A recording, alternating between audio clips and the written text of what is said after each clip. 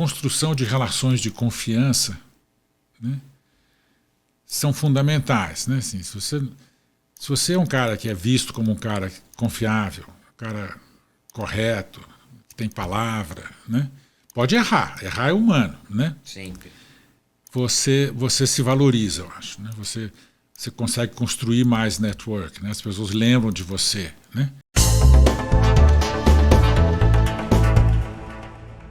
Sejam muito bem-vindos ao especial 20º episódio de Findcast. Então, antes de mais nada, e aos nossos tradicionais agradecimentos, gostaria de agradecer a você que está acompanhando já há tanto tempo, ou se você é novo aqui no canal, seja muito bem-vindo. Agradecer por todo o acompanhamento que vocês vêm fazendo e inspirando a gente a se dedicar e cada vez trazer mais convidados com mais histórias para não só inspirar, mas que todos possam refletir e poderem puxar um pouquinho algumas dessas gotas de conhecimento que a gente traz aqui. Então, muito obrigado e, como sempre, podem comentar, coloquem suas críticas. Nós temos bastante humildade para entender e tentar sempre melhorar. E também, se tiver algum elogio, também agradecemos, né? Então, nesse 20º episódio, estou ao lado da minha incrível Isabela Mello, mais conhecida como Bel. Prazer, Fiozinho, estar aqui mais uma vez. Obrigado, já são alguns já agora, hein? Agora tô ficando mais leve aqui já. Você sempre foi leve, sempre foi leve.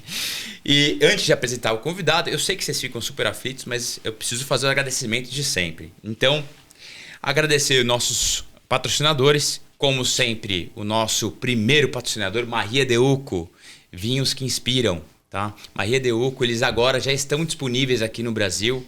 Eu vou pedir para colocar nos comentários depois o número e os contatos da distribuidora. Fiquem à vontade, porque todos os convidados que passam aqui amam, tá? Então, sugiro vocês irem atrás. E segundo, a 1021 Blindagens, né? Blindagem de alta performance. E eu gosto de comentar que blindagem é algo que o serviço pós é muito, muito importante. E com a 1021 eu garanto que vocês vão estar muito bem acompanhados. Então, curtam, compartilhem, se inscrevam e ativem o famoso sininho, tá? Por favor, que senão a Isa ali já vai me bater. Bom, olha, hoje a gente tem um convidado de peso, né? A gente realmente tentou... Que é isso? Acabamos de falar. Que é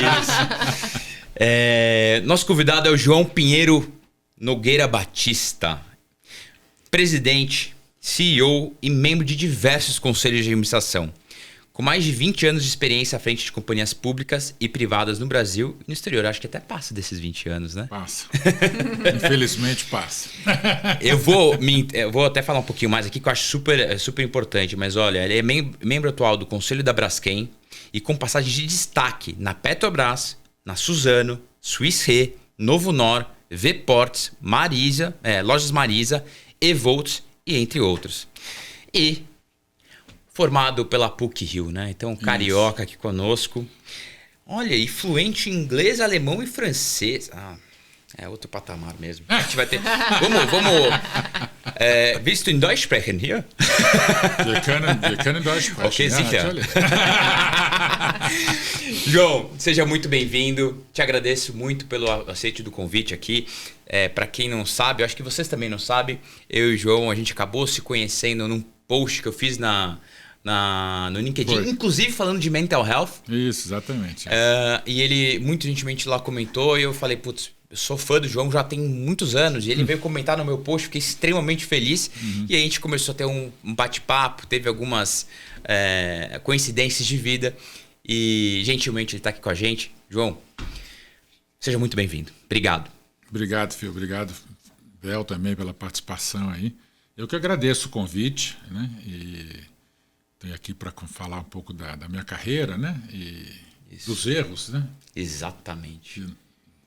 Tenho certeza que teve bastante, né? Tem sempre, né? Tem sempre. Então vamos lá, para a gente dar um pontapé inicial aqui. Como que iniciou a sua carreira, João? A minha carreira se inicia, eu me formei na PUC no Rio, né? Em, nossa senhora, 77, final de 77. E, aliás, essa semana assinei o contrato, finalmente virei alumni da PUC, né? Tem que ter quantos anos para ser Não, não alumni? precisa. Era simplesmente o fato de que eles vieram a São Paulo procurar os cariocas que eram formados na PUC. Né? Porque eu já tinha ouvido falar do endowment da PUC e tal, mas nunca tinha oportunidade de ir lá. Então, curiosidade. Só. E aí me formei lá em 77, final de 77. Eu já estagiava. Sim, meu pai sempre estimulou muito que a gente trabalhasse, por mais que a gente tivesse a vida resolvida, né, patrocinada, a gente sempre trabalhava, né? Eu cheguei a trabalhar num supermercado na Alemanha. Sabe aquele cara que marca preço? Sim, opa. Não era regime de inflação na Alemanha, mas era... Tava fácil o trabalho. Nas férias, assim, eu queria comprar um contrabaixo. A gente tinha mania, na época de adolescente, tocar música. Aí meu pai, não, vai trabalhar, né? Isso aí. Então a gente tinha esse estímulo. Né? E... Você foi criado na Alemanha? Ou você só que meu pai é diplomata, né? Ou era diplomata, que entendi. Infelizmente ele já faleceu faz algum tempo, mas ele era diplomata, por isso que a gente morou lá na Alemanha, entre outros lugares. Que baita experiência, hein? Por isso que eu falo essas línguas que você mencionou. Ah. Depois eu trabalhei alguns anos no Banco Alemão, mas isso é uma outra história. Uhum. Então a gente sempre teve estímulo para trabalhar, né? Então eu comecei a estagiar também enquanto estudava. E no final, então quando eu me formei, eu fui trabalhar em Furnas, né? Uhum. E aí eu, evidentemente, pedi ajuda para o meu pai, né? E então a minha carreira começa com o QI, quem indica é importante, né? Meu pai na época era um funcionário público relevante, ele estava como presidente da Nuclebras, que era responsável pelo programa nuclear na época, né? E o presidente da Eletrobras era o Antônio Carlos Magalhães, que veio a ser meu chefe muitos anos depois, mas isso é outra história. Nossa, e ele, então o Antônio Carlos Magalhães me indica para Furnas. Aí eu fui lá bater um papo com o diretor financeiro de Furnas. E aí, eu nunca me esqueci disso. Isso eu sempre conto isso inclusive para os meus filhos, né? Assim, olha, eu sentei na frente dele e me perguntou assim, quanto você quer ganhar? Eu vim com costa quente, né? Aí eu virei para ele e falei assim, não, eu quero ganhar o salário inicial de economista. O cara tomou um susto. Ah, ele não estava esperando isso? Não estava esperando essa resposta. Eu passei a ser um cara de confiança dele, amigo dele, ele me delegava as tarefas mais relevantes. Eu fui a Brasília várias vezes tratar de assuntos importantes, eu era assessor na área de negociação de financiamentos. Então isso é só para dar um exemplo de que essa coisa de ganhar confiança das pessoas, né, é fundamental para qualquer carreira. Né? Se você acha que vai fazer carreira trapaceando aqui ou contando a meia verdade ali, isso... E não tem momento ideal, é sempre, né? Desde sempre, o início você tem que estar com isso muito correto, eu concordo. Sempre. E fiquei amigo dele, fui reencontrar ele anos depois, eu trabalhando no Ministério da Fazenda, fui fazer uma missão, ele era secretário de Indústria na Bahia, no governo Antônio Carlos Magalhães. Eu fui encontrar com ele com a delegação que eu estava acompanhando do Banco Mundial, e ele me tratou super... Então, assim, essa coisa das relações, né, de confiança são fundamentais. Né? Uma coisa que eu sempre investi muito nisso, e não de forma assim, natural, tem que ser natural, não pode ser uma coisa forçada. Né? Então, assim, mas aí voltei. Aí eu comecei nessa área de negociação de financiamentos. Aí logo depois, isso eu estou falando de 77, final de 77, estou falando de 78, aí em 79 vira o governo, se não me falha a memória. Era a época dos governos militares ainda, era o fim do governo Figueiredo. E aí nessa virada de governo, de novo, um amigo do meu pai vira assessor, que era diplomata, vira assessor internacional, chefe da assessoria internacional do ministro da Fazenda, que era o Galveias. Hernani Galveias, falecido já. E aí me chama, como eu mexia com financiamentos, me chama para ir para Brasília. Aí foi para Brasília cedo, então, 79, eu saí do Rio de Janeiro. Você já tomou uma vacina logo de cara. Fui para Brasília, e nessa época a assessoria internacional era muito importante, porque ela estava envolvida em todas as negociações de empréstimos e financiamentos do setor público, da própria União ou de empresas estatais com garantia da União. Né? Então, e era uma época, 79, ainda era uma época importante de mercados bombando de empréstimos para o Brasil, empréstimos sindicalizados. Então foi muito legal ter participado desse processo. E eu tinha, então, muita interação com bancos estrangeiros. Né? Tá. E aí, numa dessas negociações, era uma negociação com o Dresdner Bank, banco Dresdner. alemão. Se não me falha a memória, era uma operação para, não me lembro, acho que era para, na época, a VASP, que tinha garantido o Tesouro. E eu era recém-casado nessa época. E eu fui para a reunião lá no Ministério da Fazenda, veio a equipe toda e os alemães. E o diretor do banco, que era subsidiária do Dresdner, né, em Luxemburgo, ia chegar à tarde vindo de uma negociação na Argentina. Aí o pessoal todo foi almoçar numa churrascaria, eles adoram, os alemães adoram churrascaria. E eu era recém-casado, não, vou em casa. Encontro vocês na volta. Cheguei no horário marcado, os caras se atrasaram quase 1 hora. E eu fiquei conversando quase 1 hora com esse diretor que vinha da Argentina. Então, de novo, coisa da sorte. Sorte também é um elemento importante, né? Sim. Você está no lugar Mas sorte, certo. mas você estava na hora que foi combinado também, né? Vamos lá, Então, né? tudo bem, mas aí tive 1 hora de papo com o sujeito, né? E fomos conversando, ele perguntando da minha vida, dos meus interesses, eu falando, não, quero trabalhar. A gente tinha, nessa época, como funcionário do governo, você tinha muita oferta de treinamentos, estágios, que eu falei, não quero nada disso, porque eu sei que não vou. É só para fazer networking, né, que os caras fazem isso. Né? Mas eu gostaria de trabalhar no exterior se eu tivesse uma oportunidade, efetivamente, de trabalhar e aprender, não sei o quê. Então, aí tudo bem, passou, teve a reunião, foi até tarde da noite. No final, na hora de despedida, de ir embora, ele virou para mim e falou assim, olha, se você estiver falando sério, eu quero te fazer uma oferta para você trabalhar no banco. Eu tomei um susto, né? Mas, assim, resumindo, Caramba. eu acabei indo trabalhar em Luxemburgo, né? E isso em 81. Né? Lá é tão lindo, né? É muito legal. Luxemburgo, Lá, né?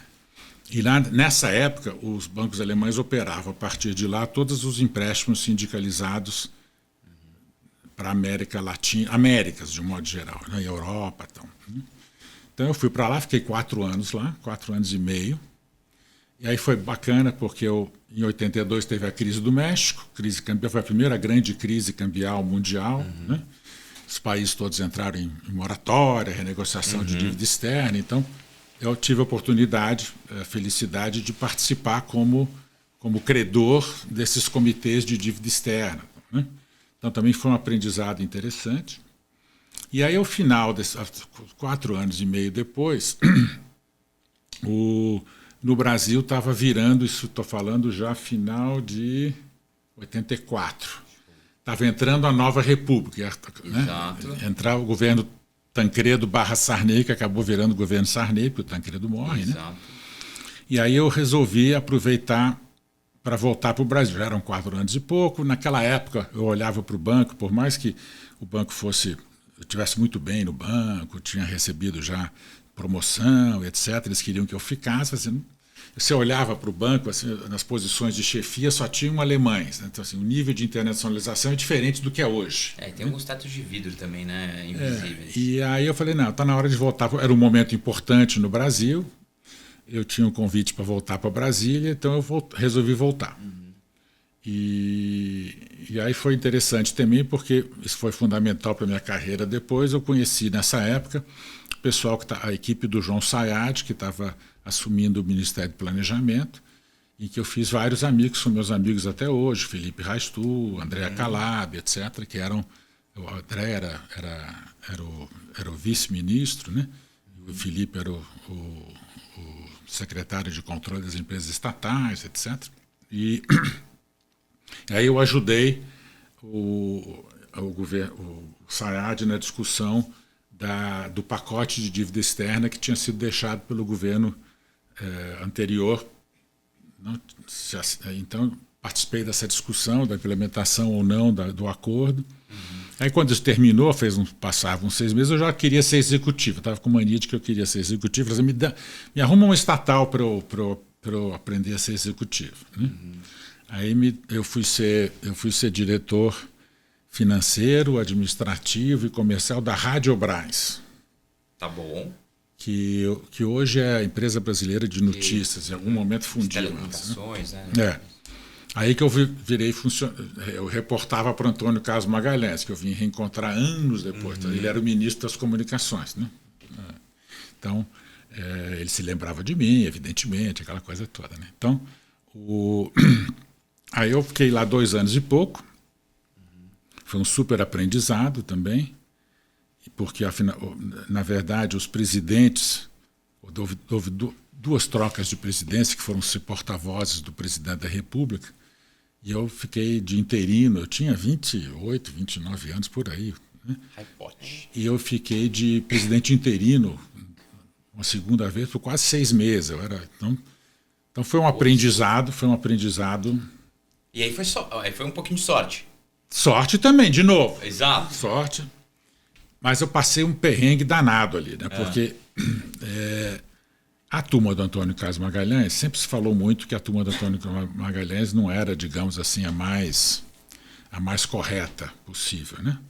O Antônio Carlos nunca me pediu nada, eu sempre falo que eu sou testemunha da honradez do Antônio Carlos Magalhães. Nunca me pediu nada, e sempre que eu precisei ligar para ele para pedir algum apoio político, alguém estava me pedindo uma maluquice, ele sempre me dava apoio. Mas a turma de baixo, em compensação, era terrível, né? Então eu vivia, né, dando canelada nos pedidos que não eram corretos, né? Então a turma queria me ver pelas costas, né? Então esse foi um aprendizado importante também, porque aí me deixaram, imagina, a Radiobras dependia 90% de orçamento público, né? E eles foram me deixando sem orçamento, não mandavam meu orçamento para o Ministério do Planejamento aprovar, eu fui ficando sem dinheiro, né? Então trabalhava basicamente sem dinheiro. E foi um sufoco, né? Aí, a certa altura, eles acharam que eu ia morrer na praia, né? E isso em outubro de 86, por aí, né? Aí eles liberaram o meu orçamento, só que aí eles não contavam que eu era amigo da turma do Ministério do Planejamento. Aí eu fui lá correndo, contei a história para os meus amigos lá, eles em uma semana o SAED tinha liberado o recurso. Os caras ficaram doentes no Ministério das Comunicações. Aí eu fui falar com o Antônio Carlos e contei a história toda para ele. Ele ficou danado da vida. Não sei se ele chegou a fazer alguma coisa, mas o fato é que eu, né, saí limpo na história. E aí, nessa época, estamos falando já de 86, 87, por aí, né? Aí eu já estava começando a ficar cansado do setor público. O final do governo Sarney já foi um pouco melancólico, né? Já começou com aquela coisa de cada um por si, Deus por todos, faltava um pouco de coordenação, né? E aí você vai ficando cansado um pouco disso. Aí eu estava querendo ir para o setor privado. Brasília não é, ainda hoje não é, mas lá na época muito menos, não tinha muita oportunidade para setor privado, né? Aí surgiu uma oportunidade para eu ser chefe de assessoria internacional do Ministério da Indústria e Comércio. O antigo ministro, você é moço, não vai lembrar, mas o ministro Castelo... Agora quando falarem que eu sou jovem, eu vou falar, não, sou moço. Sou moço. Zé Hugo Castelo Branco, ele é de Minas. Ele tinha saído do ministério porque estava com câncer, mas aí se recuperou, voltou, e aí precisava de um coordenador da área internacional. Aí eu falei, legal, eu vou. É uma área que eu sempre ouvia falar muito, meu pai trabalhou muito nessa área multilateral de comércio, não sei o que. Então.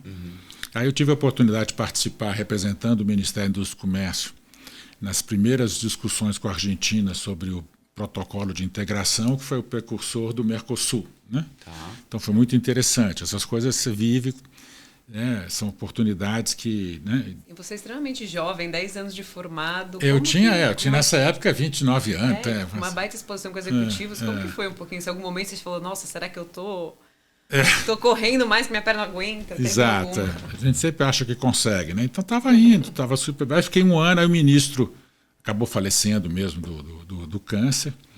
E aí nomearam o ministro Roberto Cardoso Alves, que era aqui de São Paulo, né? Que era famoso, tinha cunhado aquela frase que era dando o que se recebe. Né? Aí eu falei, não, chega, para mim não dá. Não dá, aí eu preciso ir para o setor privado. Aí o que apareceu foi ser gerente da agência do Citibank em Brasília, né? Que não era muito minha praia, né? Mas eu fui para lá, não tinha alternativa. Fiquei poucos meses lá, porque aí, eu estou falando de final de 88. Aí o Dresdner, com quem eu tinha trabalhado lá atrás, 4 anos e pouco Luxemburgo. em Luxemburgo, resolve reabrir o banco em São Paulo. Porque os bancos alemães e os italianos, na Segunda Guerra, tiveram suas cartas patentes cassadas. Né? O Deutsche Bank já tinha pedido sua licença de volta. O Deutsche Bank ele voltou, acho que se não me engano, em 90, não foi? Bem antes. E o Dresden, então, pede a carta patente em final de 88, o governo devolve, e eles vêm reabrir o banco, aí me chamam para abrir o banco em São Paulo, por causa da relação que eu tinha construído com eles. Então, a coisa do networking e de boas relações. Você sabe que, fazendo um paralelo aqui, rapidinho, um parênteses, na verdade, eu acho que você sempre deve ter sido uma pessoa de um networking formidável, porque você tão novo, tendo perambulado em tantos lugares do mundo político, né? E em cargos de exposição, e que você conseguiu depois ir para o executivo, com certeza você tinha uma maleabilidade de relacionamento e de como se portar importante. Sim, acho que sem dúvida. Acho que isso é importante na minha carreira, sem dúvida. A questão de construir relações de confiança é fundamental, né? E isso acaba gerando networking, né? Sem dúvida. Então, assim, eu sei que você é de empresa de search, né, de executive search. Eu nunca fui colocado em lugar nenhum por uma empresa de executive search. Você está brincando? Nem em conselho, nem em posição executiva. Nunca, nunca. Sempre foi na base do networking. É curioso. Às vezes eu fico pensando, será que isso é bom ou isso é ruim? Eu acho, na essência, que é bom, que mostra mostra um pouco exatamente a consequência dessa coisa da construção de relações de confiança. Agora fiquei impressionado. De verdade. Você tem chance ainda. Vamos mudar essa história. Seremos o primeiro. Mas aí, então foi nessa época que eu vim para São Paulo. Então, início de 89, eu vim montar o banco aqui em São Paulo. E aí fiquei 12 anos no banco. Aqui montei o banco, participei de todas as fases de crescimento. Porque eu sempre tive um perfil também que eu me envolvo na parte estratégica. Então, toda a construção da estratégia do banco, transformação de banco comercial para banco de investimento. E aí, uma outra coisa que eu acho que sempre me ajudou também é como eu trabalhei no setor público, você acaba ganhando uma capacidade de se relacionar com as pessoas no setor público, né? Então, às vezes a turma aqui de São Paulo, eu brinco, cintura meio dura, acha que vai negociar coisa e não consegue estabelecer uma relação de confiança com o servidor público. Você tem que ter uma determinada maneira de lidar com eles. Tá, né? E você precisa de lobista, mas no Brasil não pode ter, né? Mas a verdade é essa. Porque... Então, nessa época mesmo eu fui lá, o Dresden foi o primeiro banco que virou banco de investimento comprando um banco em liquidação extrajudicial. Né? A gente isso tudo foi porque eu vi lá, conversar com os diretores do Banco Central, não sei o quê, né? É coisa da relação, da maneira, forma como você faz. Né? Mas se for só um detalhe que eu acho que mas é importante na minha carreira, porque várias vezes essa minha relação com o setor público me ajudou muito. Né? Com certeza. A forma de lidar. Né?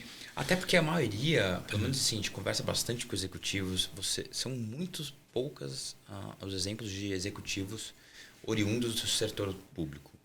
E muitos dos executivos do setor privado têm um certo preconceito e outros medo. Também. O preconceito prevalece mais do que o medo, eu acho. Mas os dois sentimentos estão ali.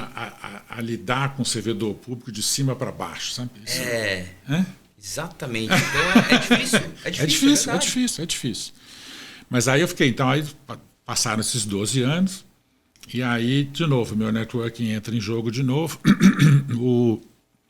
O Felipe Reichstuhl, né, que eu tinha conhecido lá no Ministério do Planejamento, aí nós já estamos falando do ano de 2001, 2000.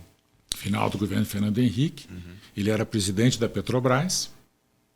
Ele tinha me convidado para ir com ele para a Petrobras em 99, mas eu falei para ele, não vou, porque eu estou aqui, acabei de virar diretor do banco de investimento e a chance de ganhar um pouco de dinheiro, não sei o quê, e a Petrobras era salário de fome. Eu falei, resolvi não ir. Mas aí, em 2001, ele precisou de novo, e aí o banco estava em crise aqui, por causa da crise na Europa, no mercado alemão, aqui estava em crise também. Eu falei, então agora eu vou. O salário tinha melhorado um pouquinho, E aí eu fiquei na ponte aérea ao contrário e fui para a Petrobras. Né? Fiquei lá como CFO na Petrobras e de 2001 a início de 2003. Qual que era o tamanho do seu budget que você controlava nessa época? Eu nem me lembro do tamanho do budget, mas era enorme. Não, mas era enorme, não me lembro de cabeça agora. Assim, Nossa, imagina, deve ser um negócio... Mas foi uma experiência fantástica. Eu sempre falo que eu também tive, de novo, sorte, porque era final do governo Fernando Henrique. Ele não era candidato à reeleição. Sim. Ele tinha resolvido blindar as estatais de ingerência política. Né? Então eu fiquei lá 1 ano e meio, 2 anos, trabalhando como se fosse uma empresa privada. Se eu atendi um deputado uma vez no telefone, foi muito. Nossa, que orgulho de escutar isso. Né? Então foi assim, foi muito legal. Então, uma empresaça, um corpo técnico de primeira grandeza. Né? E o conselho? O conselho, a gente fez bastante coisa, né? Porque aí também tinha uma preocupação de preparar a companhia, blindá-la do ponto de vista de governança para né, as mudanças políticas. Né? Então a gente começou esse processo na época, eu interagia muito com o IBGC, com o pessoal da Bolsa que estava trabalhando, criando um novo mercado, e a Petrobras era a principal ação da Bolsa. Né? E aí, nessa época, a gente fortaleceu o conselho. Pela primeira vez na história da Petrobras, os preferencialistas elegeram 2 conselheiros. E aí a gente teve que mobilizar, eu participei diretamente de mobilizar.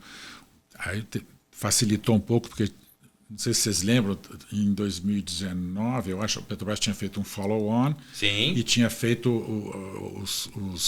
as pessoas físicas puderam usar parte do fundo de garantia para investir em ações da Petrobras. Eu participei desse follow-on, inclusive. Então, a base acionária aumentou muito. Né? E você tinha os bancos que eram os gestores desses fundos, né? Fundos de investimento em ações da Petrobras.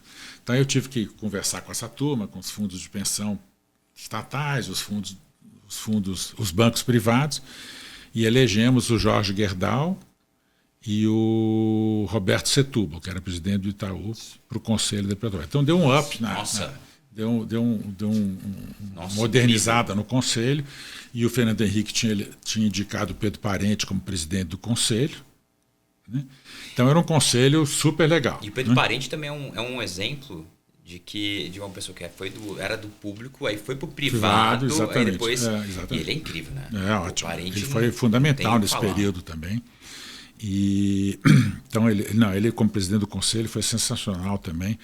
A gente fez uma aquisição muito interessante lá, na época, que toda a estratégia lá era também de internacionalização da Petrobras. Né? Então a gente fez a aquisição da Pérez Compan, que era a maior petroleira privada argentina. Né? E eu liderei esse processo. Até hoje, de vez em quando, o professor lá do curso de Evaluation da GV me chama para falar sobre esse caso, que virou um caso do Harvard Business Review. Porque foi a Argentina, estou falando de 2001, 2002, estava em crise profunda. Né? E uma empresa estatal comprando uma empresa privada na Argentina, tinha tudo para dar confusão. Né?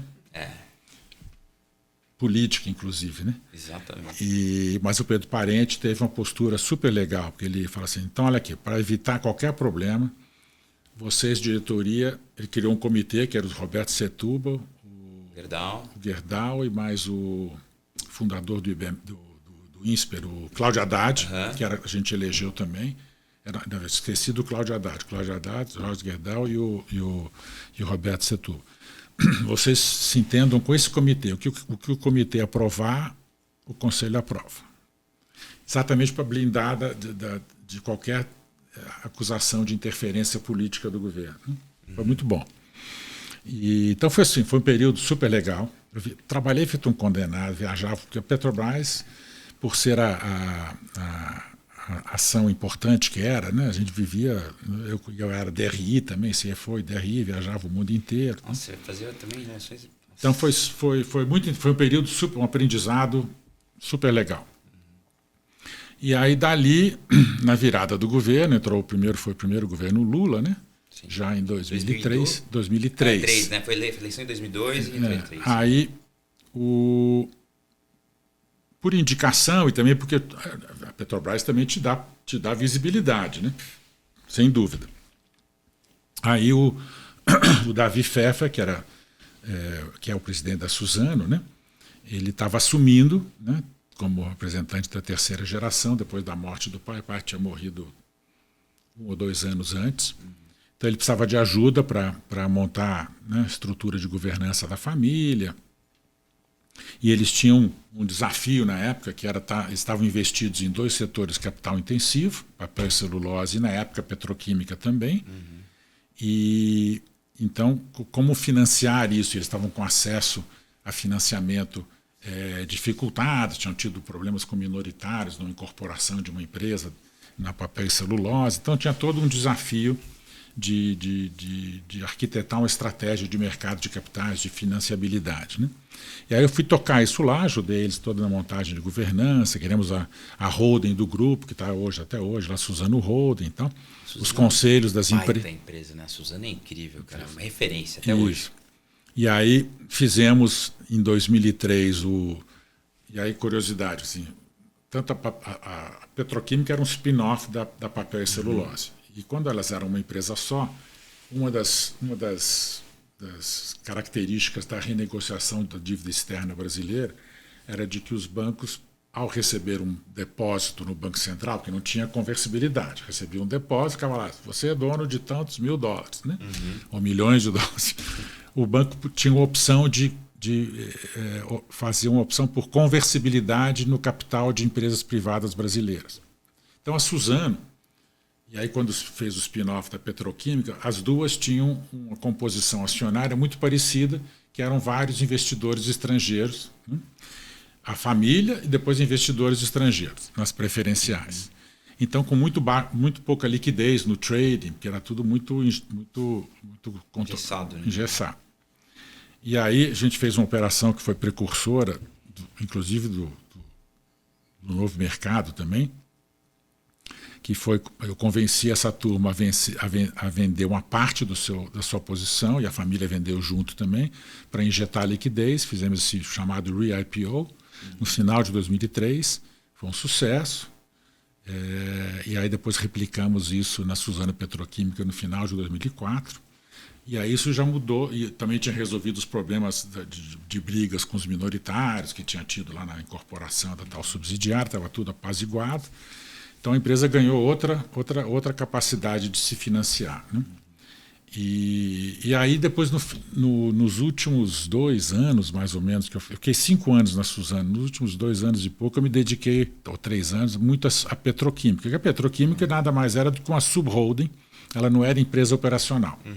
Ela tinha participação em várias empresas petroquímicas, ainda decorrente daquela privatização maluca do governo Collor, que era o famoso modelo tripartite. Tinha uma empresa brasileira, uma empresa estrangeira e uma empresa estatal. Então era uma confusão societária diabólica, né?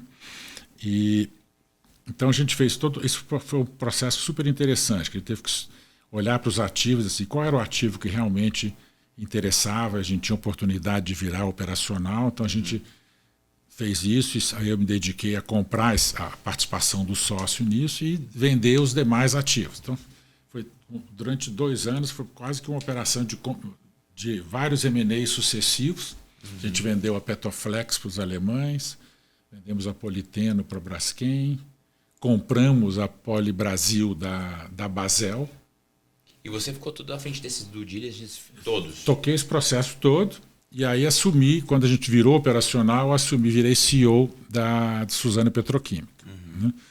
E aí aí tinha toda uma negociação que envolveu a Braskem e o governo, que era, porque a Braskem tem a Petrobras como sócio, né?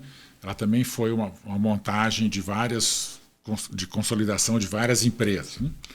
E ela estava colocada no polo da Bahia e no polo do Triunfo, no sul, né? E aí, na Petroquímica do Sudeste, você tinha a Unipar e tinha a Suzano. Né? E a Suzano virou relevante, passou a ser dona da maior empresa de produção de polipropileno da América Latina.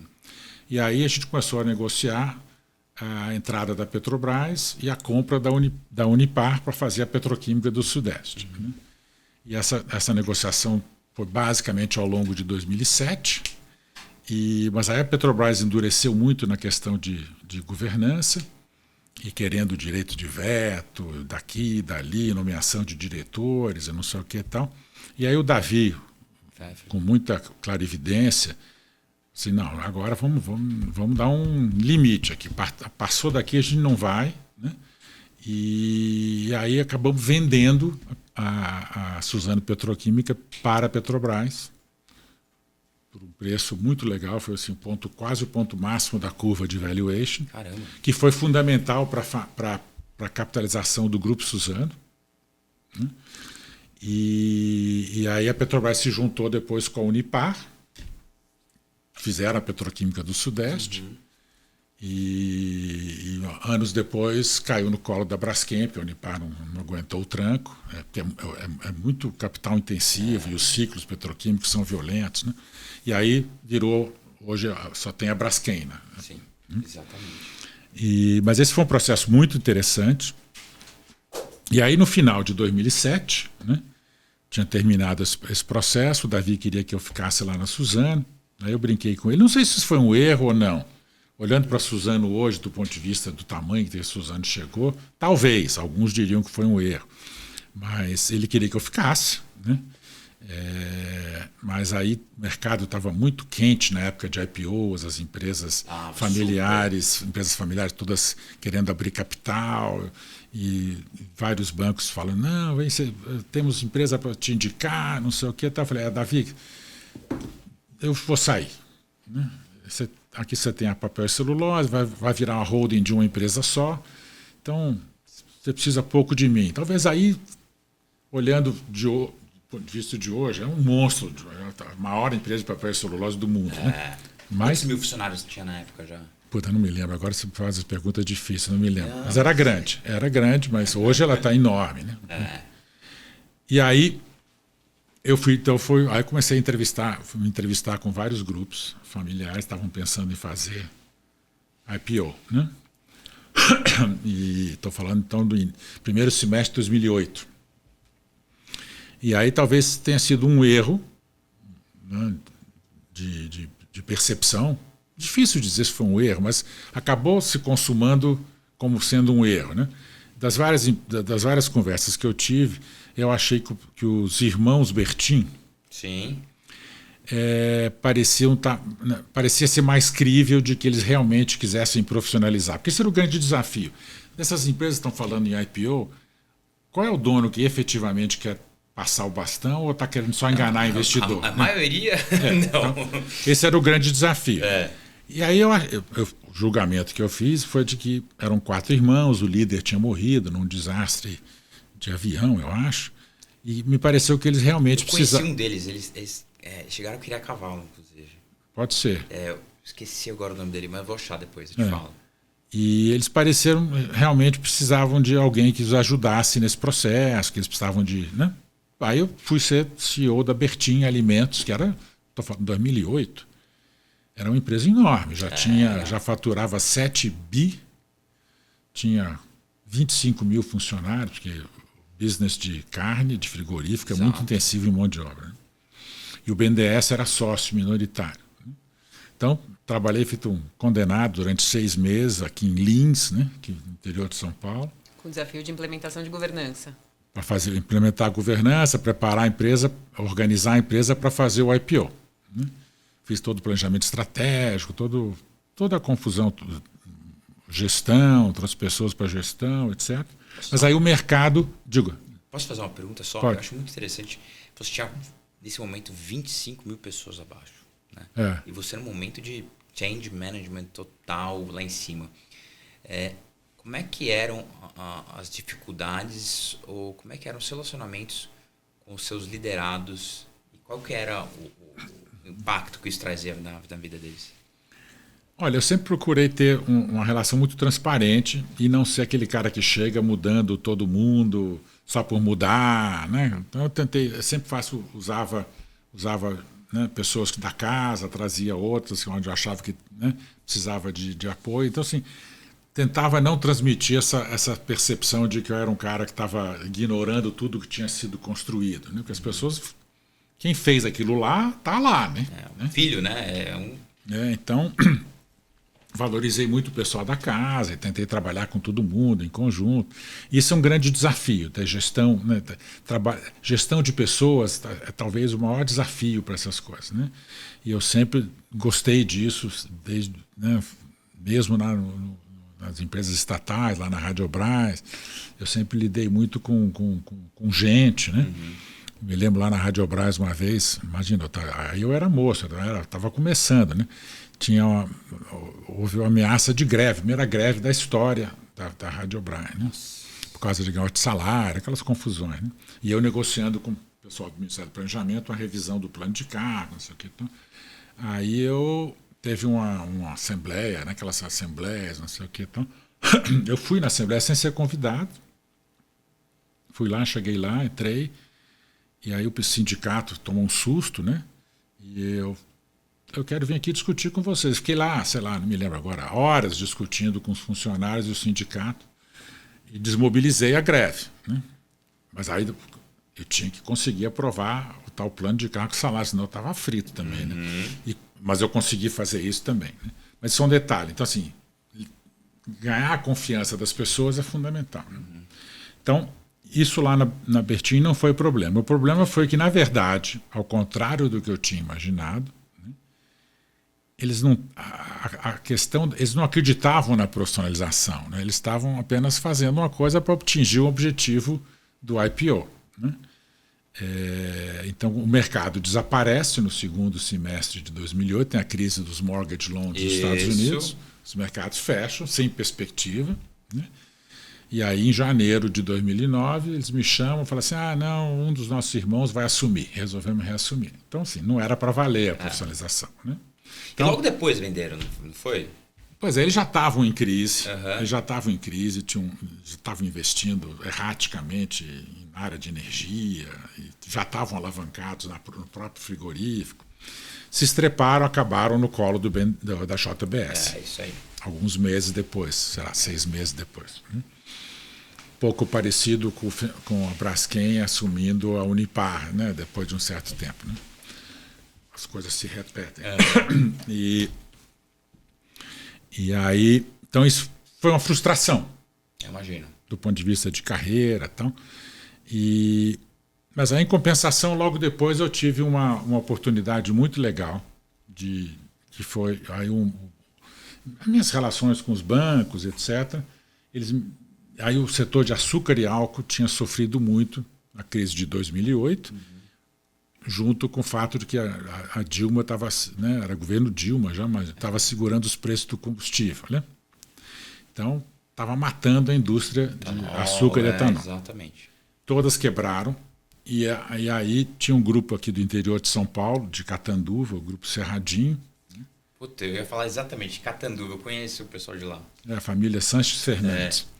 Estavam quebrados. Caravelas, né? Não é açúcar Caravelas, se não me engano? A marca? Acho que não sei. De Catanduva? Eu acho que é. Aí, eles não têm mais planta em Catanduva, mas... E aí eles tinham 2 plantas ali de açúcar e estavam construindo uma planta no sul de Goiás, de etanol. Aí foram pegos no meio da crise, aquela confusão, e os bancos tinham dado lá um cardápio que tinha que entrar um sócio, tinha que fazer isso, fazer aquilo, então, e me indicaram para ajudar eles. E aí eu fui lá e aí tem um episódio engraçado, né? Eu fiquei muito amigo da família, fiquei lá 10 anos, né? Bastante tempo você ficou de novo lá. E os primeiros 4 anos foi muito intenso, mas a coisa da relação de confiança e um pouco de sorte, né? Porque eu cheguei lá, conhecia, fui conversar com o líder da família, que era o irmão mais moço. E na época a Petrobras estava investindo muito, também o governo Dilma, né? Estava investindo muito em etanol, né? Entrando como sócio né? Tinham criado a Petrobras Biocombustíveis, assim, né? Aí ele me perguntou assim, tem uma conversa longa, ele perguntou quanto eu queria ganhar, né? Eu falei, não, eu quero ganhar um FII mensal aqui e podemos fazer um FII de sucesso quando conseguir trazer o investidor, né? Não, ele olhou com uma cara para mim e falou assim, não, aqui você só tem que trazer a Petrobras, né? Mas aí eu vi pela maneira como ele falou que era uma coisa sincera, que não era uma coisa mercantilista, né? que era uma coisa muito mais a ver com desinformação ou desconhecimento, né? E aí eu falei, olha, difícil isso. Pensa bem, como é que você vai me remunerar? Como é que eu vou ser seu assessor, seu conselheiro, e você vai me remunerar só no êxito de um determinado investidor? Aí você vai sempre desconfiar da minha opinião, né? Você vai achar que a minha opinião é enviesada. Ele arregalou o olho, parecia que eu estava falando grego, né? Que era uma coisa inusitada, assim, né? Aí eu achei aquilo sincero, né? Eu vi no olhar dele que era uma coisa sincera. Aí eu falei assim, olha, quer saber de uma coisa? Vamos simplificar. Você me paga um pouco mais por mês e a gente deixa para resolver esse negócio do FII de sucesso lá na frente. Podia me dar mal, né? Com certeza. Mas deu tudo certo. Acho que com isso eu ganhei mais ainda confiança, né, na partida. Né? E aí vocês podem imaginar como é que era a situação de uma empresa familiar nesse ramo. Né? Então, tinha que fazer tudo. Então, assim, tinha que fazer reforma societária, reorganização dos ativos, era tudo uma confusão, cada um era dono de um pedaço. Então não tinha nem. Eu brincava assim, não tem nem onde entrar o sócio aqui, né? E renegociar a dívida, né? Tinha que renegociar a dívida. Não? Tinha litígios familiares. Aí eu fui ajudando nele. Eu trabalhava eu era conselheiro, consultor, mas era como se eu fosse executivo. Eu ficava lá, era full time, né? Então foi muito, mas do ponto de vista profissional, intelectual, foi super legal, né? Porque era um pouco de tudo, né? E você participar do salvamento de uma empresa, de toda essa negociação. E aí demos muita sorte, também faz parte. A gente chegou a fazer um MOU com a BP. A BP, não sei se vocês lembram, acho que foi final de 2008. Golfo do México lá, não foi? Teve o desastre do Golfo do México. Então eles estavam no começo do processo da Cerradinho, os bancos me disseram que a BP não queria nem olhar. Não, só se for para comprar 100%. Aí depois eles vieram mansinho, né, que eles tinham apanhado a beça, né, no Golfo do México, por causa do derrame de óleo lá. E aí, não, vamos fazer uma joint venture, 50-50, não sei o quê, controle conjunto. E eu falava para a família, não acredite nessa historinha, que essa historinha de carochinha, né? Formiga casar com elefante nunca deu certo, né?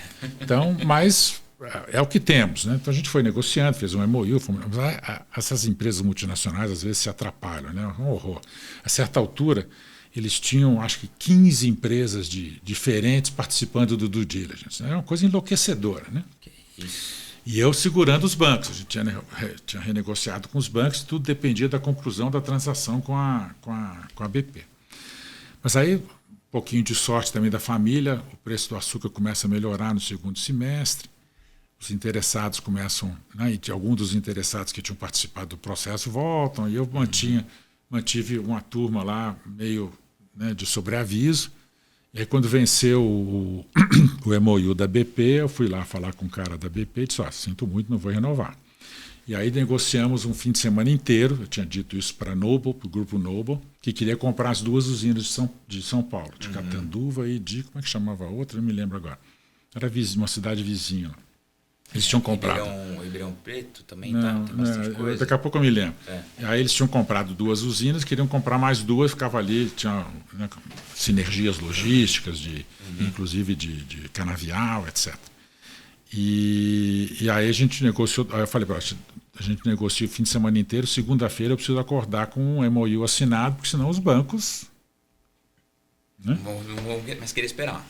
E aí trabalhamos o fim de semana inteiro, e foi o primeiro, curiosidade, foi o primeiro M&A que a BR Partners, hoje o maior banco de investimento independente do Brasil, fez, porque eles participaram.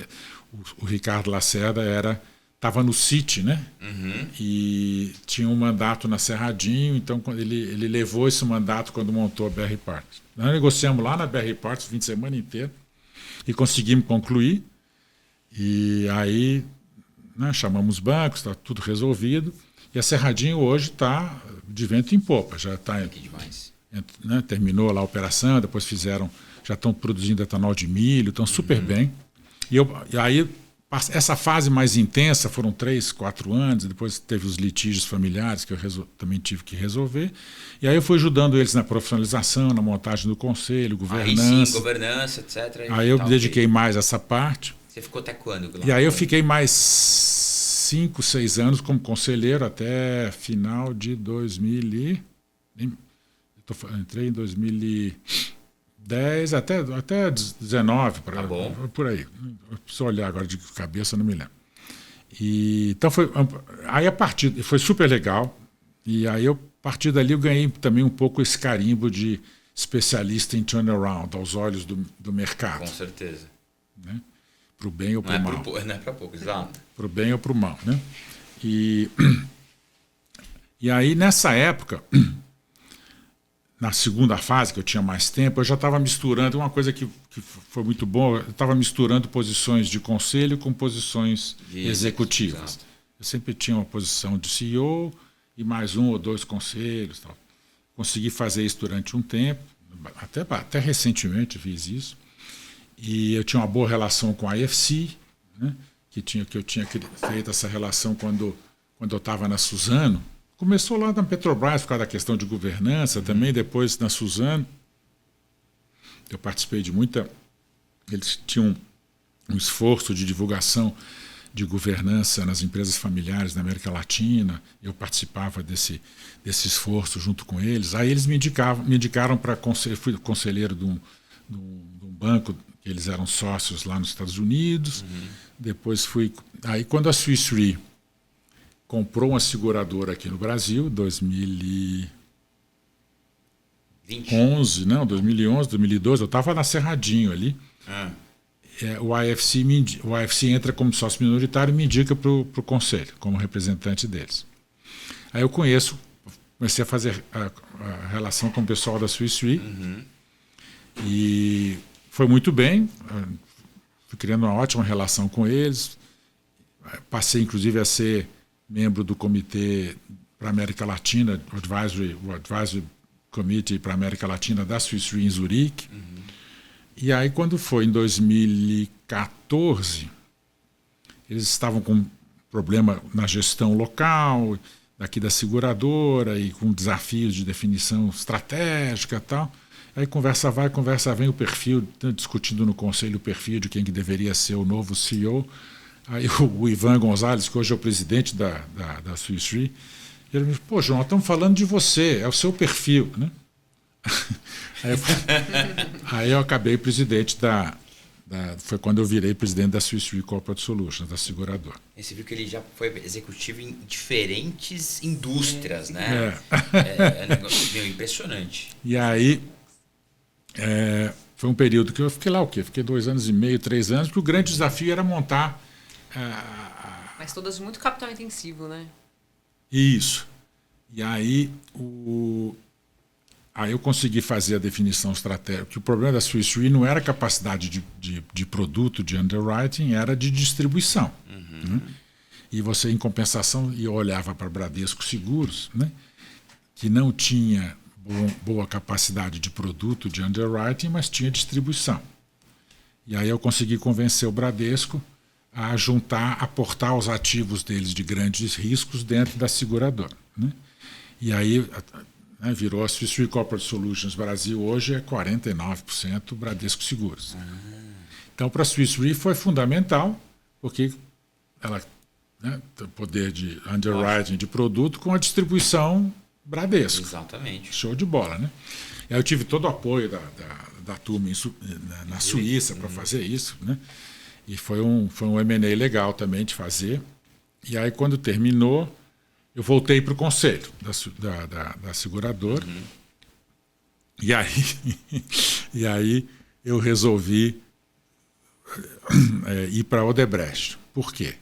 Porque estamos falando meados de 2017. Eu conheço o pessoal da Odebrecht desde a minha época de banco. Né? Assim,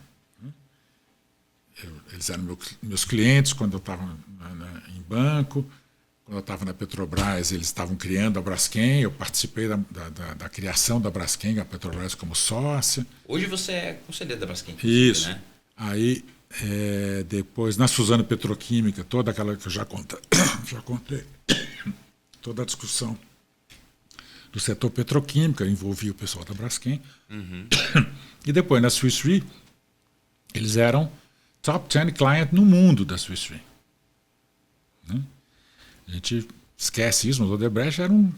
Era um monstro. Monstro. E eu tinha e tenho muitos amigos lá, gente super competente, né?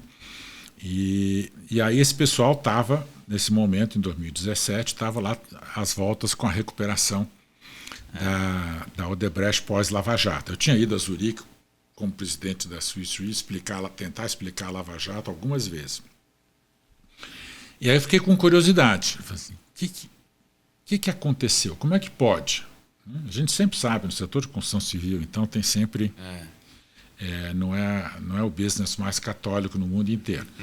Mas naquela proporção era uma coisa assim inimaginável. Né? Assim, como é que aí eu tive uma curiosidade meio que intelectual, de como é que foi possível isso? Né? Aí eu fui procurá-los, os meus amigos estavam lá tentando virar o jogo. Claro que me receberam de braços abertos, porque acho que ninguém passava nem na porta. Né? Aí eu virei o primeiro conselheiro da construtora, depois da empresa de óleo e gás, assim sucessivamente. Depois fui para o conselho da Odebrecht mesmo, quando a gente estava mexendo na parte de governança e tinha todas as negociações com o DOJ, Ministério Público. Então a família teve que sair do conselho, a gente reformulou o conselho. Aí eu fui para o conselho da holding. E aí um tempo depois eles pediram para eu entrar no conselho da Braskem. Isso em 2019. Né? Então foi um período super rico. Né? Demais. Você conheceu o Marcelo Arantes? Sim. Ele foi um dos nossos convidados aqui. Grande incrível, figura. Né? Grande figura. Um ser humano muito legal. Muito. E aí depois desse... Mas assim, aí eu estava lá, mas eu estava em outros conselhos também. Estava no conselho da Light, pelo BNDES, fiquei um ano no conselho da Light, lá no Rio. E eu tinha entrado para o conselho também, em 2018, de uma investida da TPG, do Texas Pacific Group, que é um grande fundo de private equity americano, que tinha comprado corajosamente os ativos de transmissão da Abengoa na recuperação judicial. E era quase que uma estreia da nova legislação de RJ no Brasil, em que você podia criar a tal da UPI, você comprar parte dos ativos e fazer uma proteção da contaminação das demais contingências. Então eles tinham comprado os ativos de transmissão com as contingências da transmissão. E eles precisavam de um conselheiro no Brasil, aí o banco que estava assessorando eles me indicou. Eu achei que eles, corajoso o negócio, achei legal o projeto. Falei, tá bom, aí virei conselheiro deles, porque eles estavam todos em Londres e só eu aqui. E era um negócio para arrumar, depois vender. Então você tinha os ativos, você não tinha uma empresa. Você tinha que montar uma empresa para administrar aqueles ativos e você tinha que renegociar os passivos. Aí a gestão que foi colocada lá no começo estava batendo cabeça, não estava andando para frente, aí não deu outra.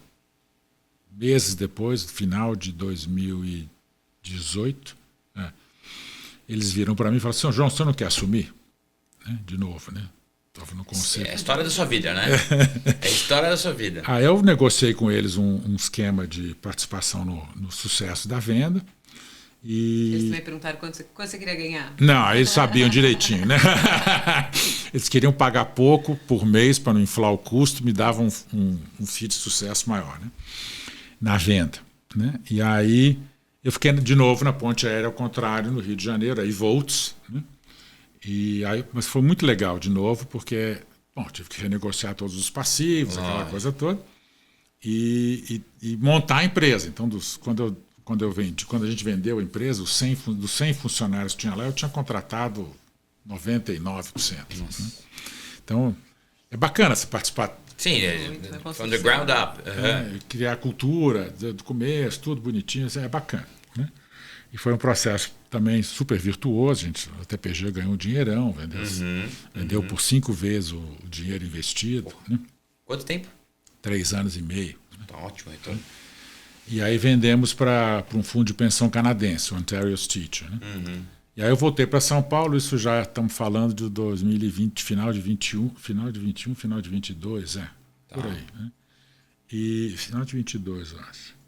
E aí eu fui fazer um outro projeto muito interessante, que o pessoal da Quadra, o fundo de investimento aqui de São Paulo, um hedge fund aqui, comprou no final do governo Bolsonaro, portanto 22, né? 22? 22.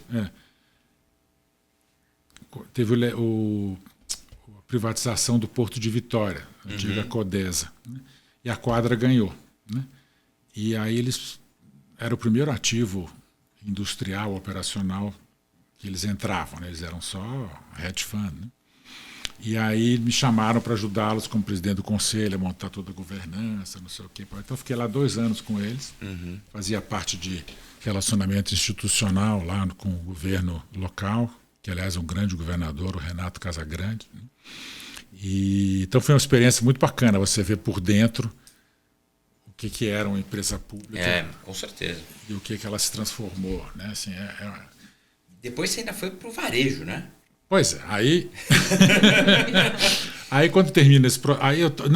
Eu estava tocando esse processo lá, aí no início de 23, logo após a confusão da Americanas, o varejo já vinha mal, e aí vem o escândalo da Americanas, o varejo está de cabeça para baixo. Né? E a verdade é que o varejo e os venture capitals voando em 21, 22, juros de 2%, se alavancaram pra caramba. Só que daí colocaram pós-fixado, aí depois começou... Isso. E aí, os meus amigos, o Ricardo Lacerda, da BR Partners, de novo, ele pega o mandato de reestruturação da Marisa. Né? E aí me chama, você não quer ser presidente do conselho? Tal, não sei o quê. Eu falei, ele me pegou disso. Foi num fim de semana, não me lembro. Aí, varejo, um business que eu nunca tinha, eu sempre trabalhei em business capital intensivo, né? Total. Assim, varejo. Aí eu tive até uma curiosidade de novo. Conhecer qual que é esse mercado. Eu preciso entender o que é. Não custa nada ter uma experiência no varejo. Interessante, é completamente diferente, né? Outra dinâmica, né? Outra dinâmica. Aí eu fui, aceitei ser presidente, conversei com a família toda, tal. Aí fui nomeado presidente do conselho num fim de semana. Mas aí até fui a Vitória, que tinha uma reunião. Tá? Quando eu voltei, estava uma crise instalada, porque eu acho que eles queriam, né? Eles queriam que eu ficasse de presidente do conselho e tocasse a reestruturação, e queriam que o diretor operacional assumisse, né, como CEO. Só que o cara teve medo, não quis assumir o risco estatutário. Né? Então estava uma crise instalada, o financeiro também não queria, e querendo, com medo dos problemas de Americana, e briga com o auditor, não sei o quê. Eu falei, estava um caos instalado. Aí a família pediu para eu assumir como presidente, como CEO. Então, eu fiquei de presidente do conselho 3 dias. Nossa. Aí eu falei, tá bom, vamos nessa. Né? Mas aí eu só exigi que eu queria trocar o diretor financeiro, e falei que o tal diretor de operações não ia durar muito tempo. Né? E eles me deram carta branca para isso. E aí eu comecei a tocar o processo, né? E era um processo muito difícil, porque a família estava muito desgastada com os erros de gestão passados, né? Que traumatizaram para tomar... Fizeram eles gastar uma fortuna de dinheiro. Eu me lembro que, pode ser que eu me engane em alguns números, assim, em 5 anos, chegaram a botar 1 bi. Injetaram muito dinheiro lá. Não a família, mas 1 bi de capital primário, né, entre minoritários e família. A família botou mais da metade. Mas a turma queimou caixa nesse período. Então é uma loucura. Uma gestão, né? Aí eu me lembro que eu olhei o mapa das lojas, né, junto com o pessoal da Galeazzi, que a gente colocou lá para ajudar. Era uma coisa assim, tinha 334 lojas, se não me falha a memória. Né? Tinham 30 que não davam margem de contribuição positiva. há 5 anos. Aí você pergunta, mas por que está aberta, né? Exatamente, tem que falar. Que, né? Inacreditável, né? Tipo, é flagship, o que é, né? Aí tinha cidades que tinha 2, 3 lojas na mesma rua, sabe? Aí tinha mais umas 70, 60 lojas que não davam EBITDA positivo em mais de 2 anos, nesse período de 5 anos. Né? Então a gente decidiu que tinha que fechar 100 lojas. Né? E a família não queria botar, porque fechar 100 lojas custa dinheiro. Né? Tem que demitir gente. Dinheiro e ego, né? Eles eram a favor de fechar, mas não queriam botar dinheiro. Né? E a famosa reestruturação financeira, eu sempre brinco com o Ricardo que aí é um erro de avaliação, porque a dívida era uma dívida de curto prazo, toda garantida por recebíveis, então os bancos nem atendiam o telefone. Não tinha nessas horas você tem que dever muito para poucos. Aí você chama a turma vira sócios da solução. Exatamente. Né? E nessa hora os bancos sumiram. Né? Então, estava tranquilo? Aí a família não queria botar dinheiro, eu tive que levantar esse dinheiro em cima dos fornecedores, a única alternativa. Que é dramático também, porque uma indústria como a indústria varejista e Marisa, né? Basicamente você não produz nada, você compra, você modela, né? Você só compra e faz a roupa. Né? Se o teu fornecedor não te entrega, você não tem o que fazer. Né? Então foi muito difícil. A gente fechou as 100 lojas. Mas eu me lembro que a gente chegou no final do 3º trimestre de 2023, basicamente quase sem estoque. Caramba. Quase. Né? Mas foi uma experiência muito legal. E eu tive que demitir muita gente. Né? Então, assim, e você fazer isso sem quebrar o espírito, manter a turma motivada. É um puta desafio. Mas foi, assim, de novo, lidar com gente, né? E gestão de pessoas ainda em crise é outro desafio. Né? Eu acho que foi muito legal nesse aspecto. Eu ia pessoalmente nas lojas. E tem até uma matéria que uma jornalista fez que foi muito legal, que era... como é que ela cunhou? Ela cunhou de demissão humanizada. Né? Que ela achou o máximo eu ter ido numa loja me despedir dos funcionários depois que eles tinham sido demitidos. Eu falei, o que tem de mais nisso? Mas era uma falando, né, no Brasil, tem algumas coisas que pouquinho você já sai do então, mas foi uma experiência muito bacana. E aí, talvez, assim, olhando em retrospecto um pouco para falar de erro, né? A gente vai ficando mais velho, vai ficando menos paciente, né? Também. E aí, a minha relação com a família foi desgastando, porque essa coisa deles não botar dinheiro, né, os estoques acabando. Vocês querem que eu faça milagre aqui? Não dá, né? Eu não posso fabricar dinheiro. Né? Exato. E aí isso foi desgastando. E aí você fica com pouca paciência para ouvir desaforo, para ouvir, sabe? Aí você começa... Aí você tem... O pavio fica mais curto, né? Então isso foi desgastando um pouco. A gente conseguiu retomar, a gente tomamos empréstimo ainda no final do 3º tri, conseguimos levantar um empréstimo novo, que foi um grande momento. 23? Nossa, então foi ainda tinha um problema grave lá, que era o problema da financeira, né? Que era regulada pelo Banco Central, que estava quebrada. E a gente conseguiu fazer, foi um golaço da BR Partners também, de trazer a Credit System, a gente conseguiu vender o canal bancário, o canal comercial para a Credit System fazer o financiamento em vez da empresa ter que usar uma própria financeira. Né? João, olhando em retrospectiva para toda essa experiência vasta que você acabou de compartilhar com a gente, o que você tem de maior ensinamento para passar? Olha, eu vou voltar, acho que naquilo que a gente falou lá no começo, né? Que a construção de relações de confiança, né, são fundamentais. Né? Assim, se você é um cara que é visto como um cara confiável, um cara correto, que tem palavra, né, pode errar é humano. Né? Sempre. Você se valoriza, eu acho. Né? Você você consegue construir mais network, né? As pessoas lembram de você, né? Então, acho que isso, eu sempre digo que isso é o mais relevante, eu acho, né? Perfeito. E uma última pergunta aqui do meu lado é: como que você está vendo o tema IA nos conselhos e como que você acha que os conselheiros do Brasil precisam se preparar para esse tipo de solução que está sendo discutida hoje? Olha, infelizmente, como eu estou só no conselho da Braskem hoje, e nós estamos passando por uma fase de desafio, outros desafios, né?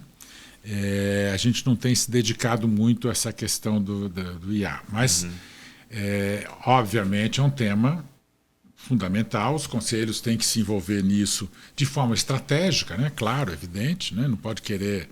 bit byte, exato, faz sentido. Isso aí, a gestão... o conselho tem que definir a estratégia, onde quer chegar e por quê, e deixar a gestão tocar. Mas é importante, essa discussão é importante. As pessoas precisam saber para quê. Para quê e por quê, né? E eu confesso que isso para mim ainda é um desafio também. Não tá totalmente claro para mim ainda como é que a gente vai fazer isso. Né? Sem dúvida. Mas esse eu acho que é o grande dilema e desafio do momento, né? Com certeza. E é um pouco do que a gente tem se proposto a fazer, né? Dar um pouco mais de direcionamento nesse sentido. João, estamos chegando aqui já no final. Eu tenho certeza que a gente poderia alongar esse papo aqui durante horas e horas e horas. Eu, modéstia à parte, amo e eu fico entusiasmadíssimo de escutar histórias tão brilhantes como essa. Mas eu queria ver contigo, primeiro, de todo esse seu sucesso que você construiu, com tantos erros que você passou, quantos % foram suor e quantos foram sorte? Difícil dizer, mas tem um componente de sorte, sim. Né? Que a gente falou que algumas vezes, inclusive. Isso, é claro, você está num determinado lugar, na hora certa, né? Aconteceu várias vezes, né? Mas é claro que o mérito, né, é fundamental. Uma coisa não acontece sem a outra. Sim. Né? Pode acontecer uma vez, mas depois não acontece de novo, né? Então, mas eu acho que é uma junção das duas coisas, né? Sorte e mérito. Né? Quantos %, mais ou menos? Putz, é difícil. Eu sou chato. Eu acho que é 50-50, né? Perfeito.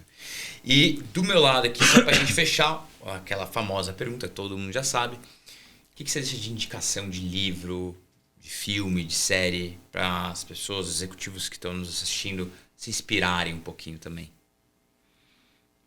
Ou que olha, filme que me tocou muito recentemente, que eu recomendo para todo mundo, que acho que é importante, a gente precisa ter noção do que é e valorizar a democracia, né? A gente os empresários às vezes tendem a menosprezar a importância dessas coisas. Né? Então eu recomendo a todos assistirem aquele filme Ainda Estou Aqui, né? Eu assisti esse filme. Brasileiro, acabou. Ganhou o Oscar de melhor filme estrangeiro. Foi na época militar, etc. Exatamente, da ditadura militar, do sequestro do deputado. Então, é muito importante. Eu falo para eu tenho um filho de 20 anos, eu falo para ele, vocês têm que assistir isso, vocês têm que... Porque acho que essa juventude nem sabe o que é ditadura. Né? Tem o livro também, eu li, é bem legal, mais detalhado até ainda. E eu vivi isso de perto, né? Que eu estou falando. Aí eu vou contar uma história pessoal aqui, inédita. Tem tempo para isso? Claro, rapidinho, vamos lá. Na PUC, 1974, 75, auge da ditadura militar, né? Eu participava do diretório acadêmico, lá do diretório dos economistas, e a gente teve uma manifestação grande, né? Estudantil, no pilotis da PUC, não sei o que, aquela contra a ditadura militar, não sei o que. Então, aí eu estou em casa no final da tarde, ligo, aí o networking ajuda de novo, né? Eu tinha morado em Brasília, tinha uma amiga minha que estava morando no Rio, agora que era filha de militar, o pai dela era coronel, estavam no Rio. Ela me liga, fala, meu pai quer falar com você hoje sem falta. Eu falei, qual é o assunto? Você sabe? Eu disse, não sei. Aí eu fui com ela a Marechal Deodoro, que é onde lá no Rio de Janeiro, onde fica as casas dos militares, o quartel, né? Aí eu cheguei lá, ele me levou para o escritório dele, trancou a porta, sentou e falei: João, hoje teve uma reunião do comando, não me lembro o nome do comando lá, examinando todas as fotografias da manifestação na PUC e resolvendo quem que a gente ia prender, quem que não ia prender. Apareceu sua foto. Aí eu peguei sua foto e falei assim: esse aqui eu garanto. E tirou a foto do meio. Aí virou para mim e falou assim: a próxima eu não te salvo. Olha a sorte. Olha a sorte network, hein? Sorte network, né? Exatamente. Pô, João, mas muito obrigado por ter aceito esse convite, compartilhado um pouquinho de toda a sua experiência de passagens, inclusive essa final aqui, curiosíssima. Aí quando eu vi o filme, eu me lembrei dessa história, né? Mas, com certeza, né? Belzinha, super obrigado. Obrigada Mais um grande episódio aqui ao meu lado. E a você que nos acompanhou aqui até agora, espero que vocês tenham gostado, se inspirado assim como eu me inspirei. E que a gente possa levar um pouco dos ensinamentos e realmente das passagens que o João trouxe aqui, para que a gente possa conquistar mais sucesso, conquistar outros olhares dentro da carreira de cada um. Muito obrigado. Não esqueçam de curtir, compartilhar, se inscrever e ativar o sininho. E nos vemos na próxima. Um grande abraço.